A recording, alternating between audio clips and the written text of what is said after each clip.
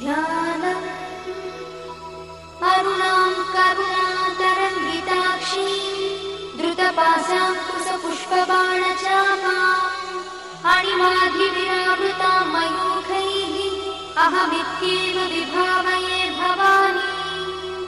ध्यायेत् पद्मासनस्थां विकसितवदनां पद्मपत्रायताक्षीं हेमाभां पीतवस्त्रां करकलितलसद्देव पद्माम्बराङ्गी सर्वालङ्कारयुक्तां सततमभयदां भक्तनम्रां भवानी।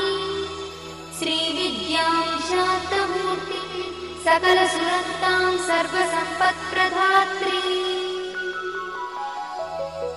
श्रीमाता श्रीमहाराज्ञी श्रीमत्सिंहासनेश्वरी चिदग्निकुण्डसम्भूता देवकार्यसमुद्यता